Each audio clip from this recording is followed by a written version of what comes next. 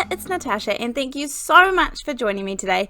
This technique is fun and I think there might be some more videos using this technique because I really enjoy the simplicity of this and the results that I get from that. So that is something that I love on my channel. I love creating and doing simple techniques but still getting those really wow results. So for today, the technique is simple. I'm going to be using some vellum. I love the Lawn Fawn vellum. This is the only one that I use. This is great for heat embossing. This is great for all of the techniques. I can do embossing folder techniques with it. I love a really good versatile product, which means I only have to have one type.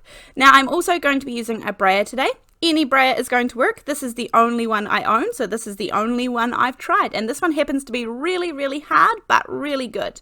I am choosing to use some Distress Oxides today. I happen to have this one in the Wilted Violet, and we are going to create an ombre technique. So I just want to quickly show you how to do it and how not to do it. So when you are brayering your ink onto your vellum, you want to make sure that you roll it across your vellum, then lift your brayer off and come back to the starting side again and then roll again. Don't go back and forward like this because you won't be kind of spreading the ink around. You're just getting the same pattern. So, I mean, if you give it a go, you'll see exactly what happens. But I'm just letting you know that lift your brayer off every single time and this will give you smooth results. So I am going to slowly work my way from the right hand side of this up the left. You sort of have to angle your brayer a little bit and then slowly work your way up. And this is going to give us the ombre vellum effect, which is what I'm going for today. So obviously I want the right hand side in this case to be the darkest side, and you can see I'm slowly moving up towards the left, and as we add a bit more ink and things, this is going to smooth it out a lot more as well. Now you can definitely use ink brushes and blending foams and these sorts of things to get your ink onto your vellum in an ombre fashion. However, this is the way that I find most easy and kind of stress-free. I don't have my fingers in the way, I don't have to move anything around, and I don't have really a chance to wrinkle the vellum if it kind of wrinkles up as I'm ink blending. I just find this the easiest way using a brayer. But go ahead and try the other ways just in case that way works for you too.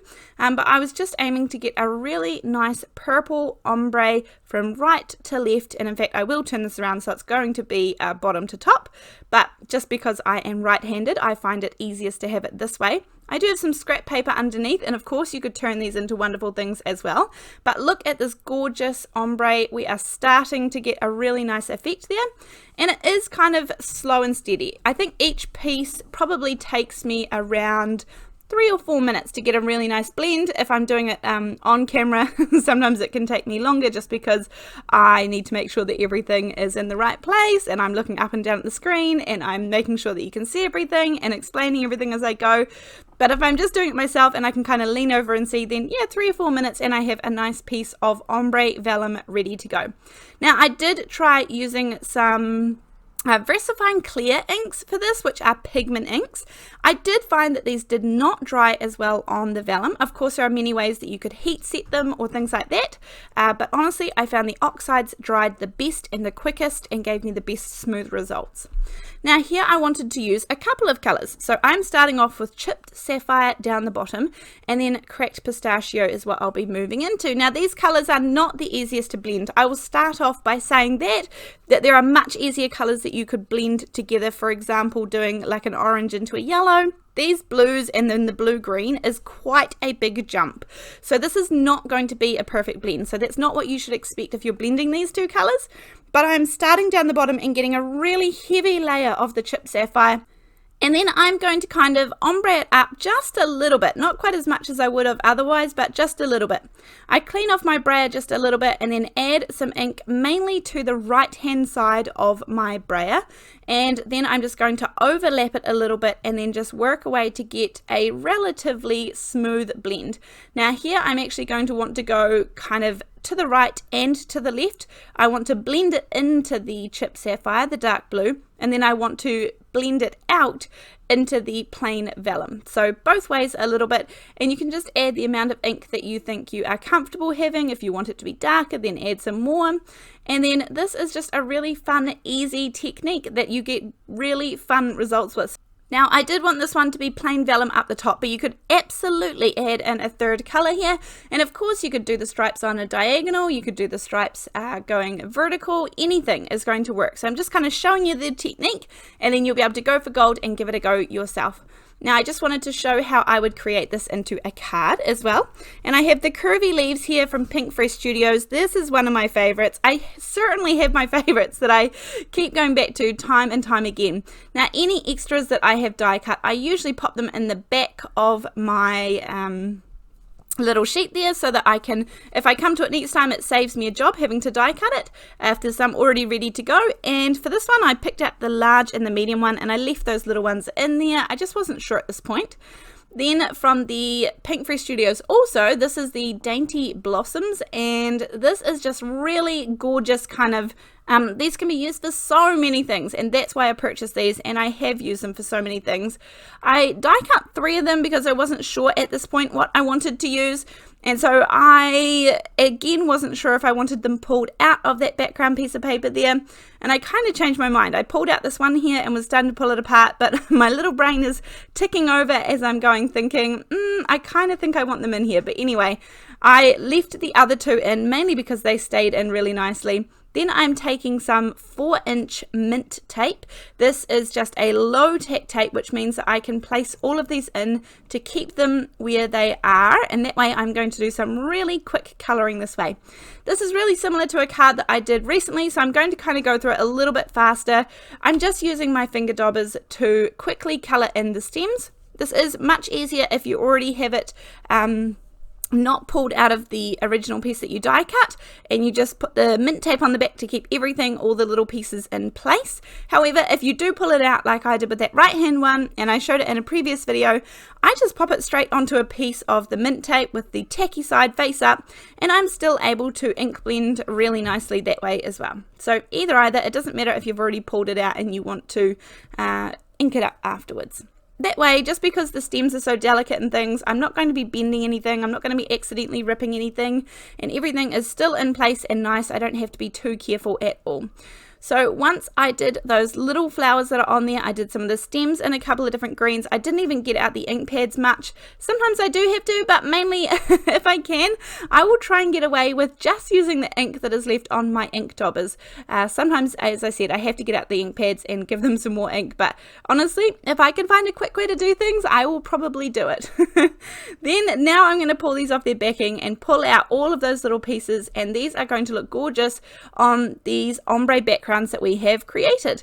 Now, I actually think it could have gone really nicely on the blue one, but I had a plan already for a different card for the blue one. I ended up creating a sea theme on the blue one, so the purple one is going to be for today. I'm going to trim this down a little bit to, I think it was about 3 1/4 or 3.5 or so inches, something around there. And then with vellum, you do need to figure out how you're going to adhere it, and this is a favorite trick of mine that I use. I have a piece of silver mirror cardstock, and it has some double-sided scrapbook.com adhesive on the back of it already. I usually keep a few of these pieces in my stash with the adhesive already on the back, and it just saves me a step. Then I'm going to cut some not super fine strips, but relatively thin. I usually don't measure these as long as I can get 2 the same, and I just make sure that they are straight. I'm not usually too concerned with exactly how wide they are, so just whatever works for your project. If you have a skinnier strip of vellum, then usually I go skinnier with the silver strips, and the wider the vellum I'm using, the wider the strips usually can be. I just take off the release paper to the silver mirror cardstock, and then pop these down each side whilst leaving a little gap to kind of show that outside vellum. You could definitely put the silver right down the very edge of the vellum too, that would look good as well. And then this gives us a place to hide our adhesive where we pop this down onto our paper. If you want to skip this step, what I usually do to adhere vellum is I put adhesive over the entire backing of that piece of vellum. That way you are not going to be able to see where it is and it isn't, because it just covers the whole lot. So that's what I would have done here if I had not done the silver cardstock. However, also you can pop something in the front, and that means you can hide the adhesive behind that, depending on what design you're going for on your card is the type of method that I would choose. So pop that down straight on my card base. My card base is 4 1/4 by 5.5 inches. And then it's kind of just a matter of adhering everything. I decided that I wanted these relatively flat because they are very delicate. So I'm just adding some liquid glue. This is the Ranger Multi-Medium in the matte finish. And that means that I don't have to worry about any of this seeping out the sides or squishing out the sides of my little delicate flowers here, because it is going to dry completely matte and not show up at all. Pop an acrylic block on top and pop that to the side so that they can have a minute to dry. Then I have the Heartfelt Sentiments stamp set here from Altenew. This is an old stamp set from many releases ago. I think it's still available, but any sentiments obviously are going to work. I love this one just because it's so versatile. There are so many different occasions on here, and I really do like that about a good stamp set. It means that I get all the different occasions on one stamp. And then I am going to put some whimsical wispy kind of lines around with the black pen around my Get Well Soon sentiment. Cut it out with some long bladed scissors so that I get the edges nice and straight. And then I have some little black twine here, and I'm going to double this up so it's 2 strings thickness to create a gorgeous little bow to go on the front, so that like my little bouquet of flowers is not just kind of hanging there. It grounds it a little bit more without actually having to give it a grounding surface. And then my plan was to have this little sentiment underneath it, kind of just sitting there tucked in. And I kind of liked it, but honestly, when I popped the bow down, I just, for whatever reason, wasn't feeling the sentiment worked there. So I actually ended up popping it on the inside of the card instead. I've been leaning towards that more and more, and often I find that when people are flicking through my cards to choose which ones they would like to use, they often go for the ones with no sentiments on so that they can custom the inside of the card themselves, and I quite like that. So I've been leaning towards leaving sentiments off a little bit more. So yeah, a little bit of both is going to work for me. Then I popped on some enamel dots just to finish off the front and give it some little sparkly glittery enamel dots, and that is my card finished for today with the Ombre Vellum that we created. I hope you've enjoyed this card making video, and I hope that you've enjoyed learning about this technique. I really look forward to seeing you in the next one. Bye!